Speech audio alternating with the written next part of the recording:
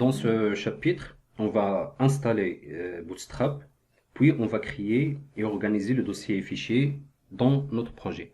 Donc tout d'abord, on va se rendre dans le site Bootstrap, donc Get Bootstrap. Donc vous cliquez sur Download, donc télécharger. Donc ici, comme vous voyez, on va télécharger le dossier compressé et compilé de CSS et JS, soit on va installer les fichiers sources. Donc dans notre cas, donc ce qu'on va essayer télécharger, c'est le CSS et JS compilé. Donc download, donc télécharger. Donc maintenant pour le contenu, on va faire un tour sur le contenu de notre dossier téléchargé. Donc comme vous voyez ici, donc Bootstrap, on a deux dossiers, donc le dossier CSS et le dossier JS. Donc le dossier CSS, il contient donc 2, 4, 6, 8, 12 fichiers. Donc comme vous voyez ici, bootstrap.css, c'est le même que bootstrap.min.css. Donc la différence, c'est que le deuxième, il est minifié. Donc c'est-à-dire que sa taille, il est moins que bootstrap.css. Donc c'est juste, si vous voulez faire des changements au niveau de Bootstrap, donc vaut mieux utiliser bootstrap.css. Donc là, on va récupérer notre dossier, donc téléchargement.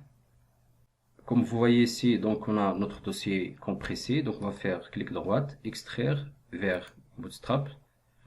Donc il va créer un autre dossier. Dans notre dossier, on a, voilà, donc les fichiers CSS, Bootstrap CSS et les fichiers JS, Bootstrap JS. Maintenant, on va passer à la création de notre projet. Donc on va y aller dans disque local, donc web server, www. Puis ici, on va créer notre dossier. Je vais l'appeler mon site. Donc mon site. Donc vous l'appelez comme vous voulez. Donc ici. Après, donc là, vous allez suivre ce que je vais faire. Donc et après, je vais vous expliquer pourquoi on fait comme ça. Donc on va créer un autre dossier. Donc un autre dossier, on va l'appeler include. Bien les include avec un S. Donc dans include, on va créer tous les dossiers. Puis on va créer un dossier layout. Un dossier layout. Dans l'include, ou bien dans layout, on va créer un dossier CSS.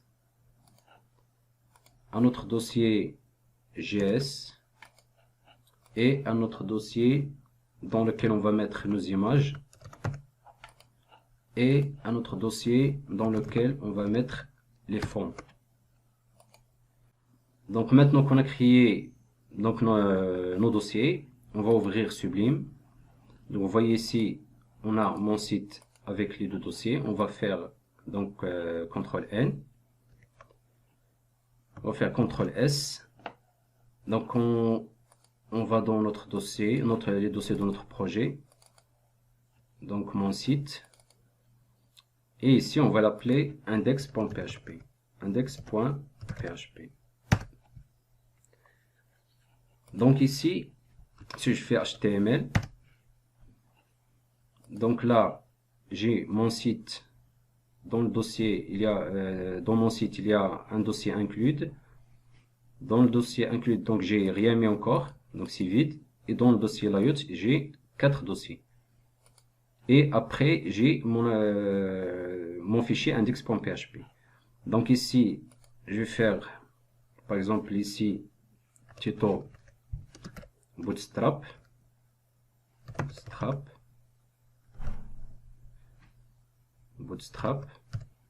Ici, dans le body, je vais créer le header, notre header. Donc on va écrire ici, c'est le header. Donc ici, après, on va créer le footer, notre footer. Donc ici, footer. Donc on va faire un CTRL S. On lance web server. Donc après, moi je l'ai lancé. Donc on va faire localhost. On cherche mon site. Donc comme vous voyez ici. Donc ici, je vais faire un H1.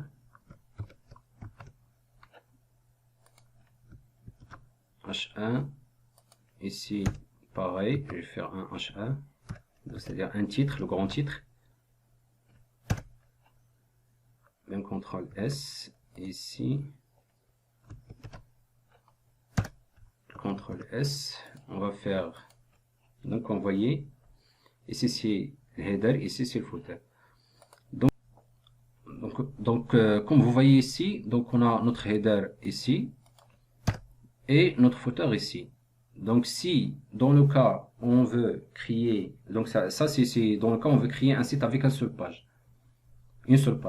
Donc si on veut créer un site web avec plusieurs pages, donc normalement on devrait recopier le header pour chaque page et le footer donc pour chaque page. Donc ce qui augmente la taille de notre site web. Et puis il influe sur le temps de chargement de notre site. Donc pour remédier à ce problème, donc ce qu'on va faire, donc on va faire file, donc new file, donc on va faire CTRL S et on ouvre notre dossier include. Ici on va faire header.php, entrée, CTRL N, on va faire CTRL S. Ici on va l'appeler footer.php. Donc ici on a notre header, ici on a notre footer. Donc comment on va changer notre code. Donc ici on va faire ici donc un H1. Donc c'est juste pour vous montrer H1. Moi index. Moi l'index.php. Le fichier index.php, CTRL S. Donc on va refaire, comme vous voyez ici header, moi index, le footer. Donc ici ce qu'on va faire, on va prendre, donc recopier ou bien CTRL X. Donc toutes ces parties, on va le mettre dans le header, CTRL V. Et la partie footer jusqu'à la balise HTML, la fermeture de la balise HTML, on va faire CTRL X et on va le mettre dans notre footer, CTRL V. On va faire un CTRL S. Ici, pareil, on va faire un CTRL S. Et ici, on va... Donc, vous voyez, j'ai que tout ce qui est dans mon header et mon footer n'apparaît pas. Donc, il n'y a que le titre que j'ai mis, moi, index.php. Donc, comment inclure le header et le footer? Ce qu'on va faire, on va l'inclure avec PHP. Donc, on va faire la balise PHP. Donc, on ferme. Ici, on va écrire. Donc, on va appeler include. Le point include. Donc, ici, on va créer le chemin pour arriver à notre fichier header. C'est-à-dire, donc, include. Donc, ici, le fichier, le dossier, notre dossier include. Donc, il est là, notre dossier include. Et on va inclure, ce qu'on va inclure ici, c'est le header.php. Donc on va écrire donc header.php point virgule. CTRL S. On va faire pareil, on va copier cette ligne, CTRL V, donc CTRL Z. Je vais faire un CTRL Z, je recopie tout, la balise de PHP, CTRL C,